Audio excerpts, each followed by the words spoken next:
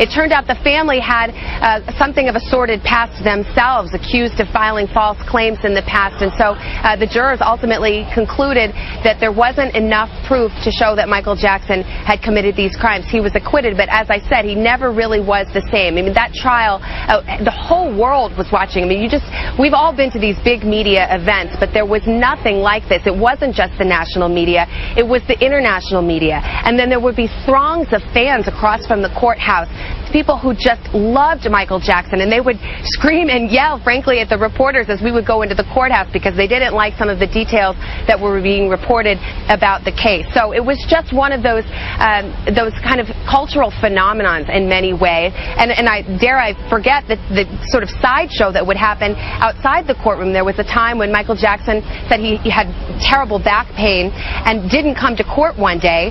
The judge, who just was the kind of judge who was just a very no-nonsense judge and didn't want any antics, told Tom Mesereau, you better get your client here in an hour. And there was literally a countdown clock on cable, people wondering, is Michael Jackson going to make it to the courthouse or will he be held in contempt in court? And then lo and behold, he walked in his pajamas, which all happened live on television. And in fact, there was another occasion outside that courtroom, David, when, and a lot of people remember this video, I'm sure we're showing it, this was actually early in the case, before the trial, during the arraignment.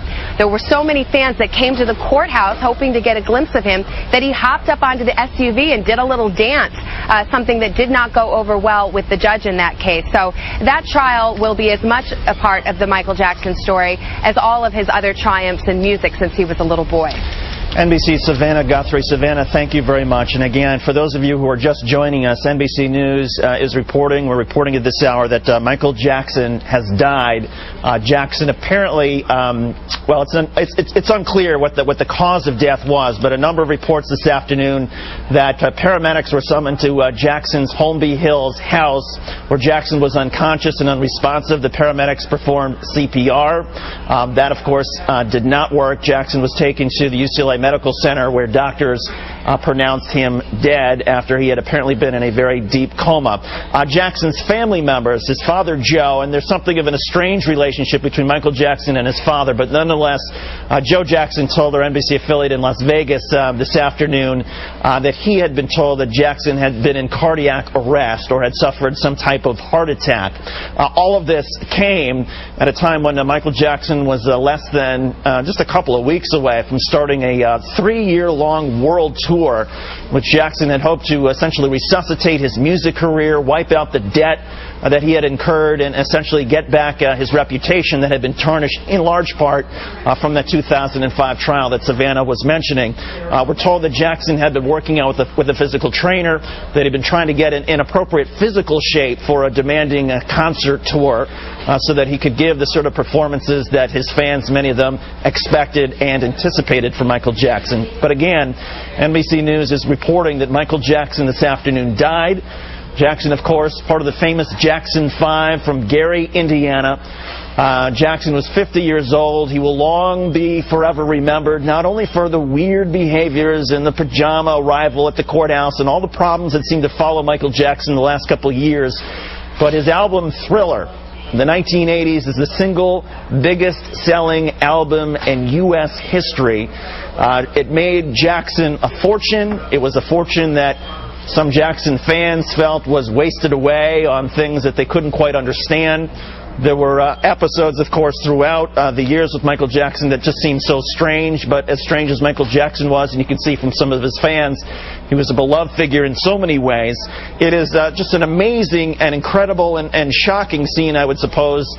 It would be a good way to describe it, in Los Angeles now, outside the UCLA Medical Center, where throngs of reporters and bystanders have come to try to get the official confirmation, the official word from the hospital, even though we've already gotten it ourselves through our sources that Michael Jackson has died. NBC's Michael Oku is now live outside the UCLA Medical Center. Michael, why don't you describe the scene? Well, David, you got that right. I mean, this is certainly a major scene here. If you weren't reading the reports either on the computer or watching television, you would certainly know just by passing through here that something very serious is happening. Choppers are buzzing overhead. Crowds are forming on the streets. we're talking about an area of some 4 large city blocks at least, and as far as I can see, there are people teeming on the sidewalks everywhere trying to get a look at what exactly is happening here. And of course, media vans have started arriving on the scene. Those familiar orange and yellow cones have been placed on the sidewalks, on the streets to redirect traffic. Again, obviously a major scene here at the UCLA Medical Center. What we know at this point, again, is NBC has confirmed that Michael Jackson, the legendary performer and singer, has in fact died. Other reports say that he died of cardiac arrest. What we can surmise at this point is that at some point around 12:30 this afternoon, according to reports, paramedics with the Los Angeles Fire Department arrived on the scene as a result. That is at his home. Just one moment, David, as more responders get here for perhaps other reasons. Again, at about 12:30 this afternoon, based on a 911 call that came from Michael Jackson's rented home in the Holmesby Hills section of Los Angeles, responders came to Michael Jackson, found that he had absolutely no pulse, worked to revive that pulse, and were unable to, at which point they rushed him here to the UCLA Medical Center, where we understand that he was declared dead here. Again, Michael Jackson was trying to relaunch his career. A major performer and singer, obviously, in the 1970s after having created his own solo career after the Jackson 5, and obviously had some very difficult times, some allegations of child sexual abuse.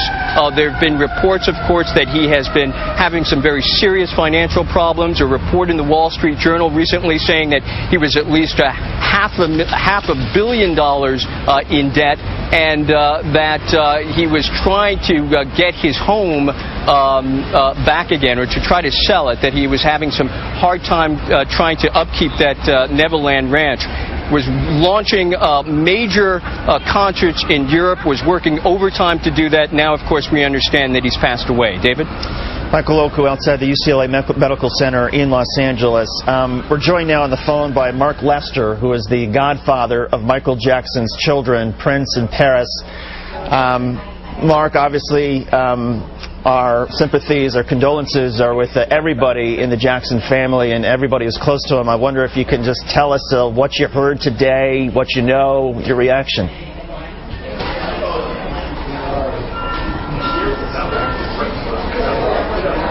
Yeah, cool. Okay, mate. Give me a call back in a minute, okay? Cheers. Mark, it's David Schuster. Can you hear me? Hello?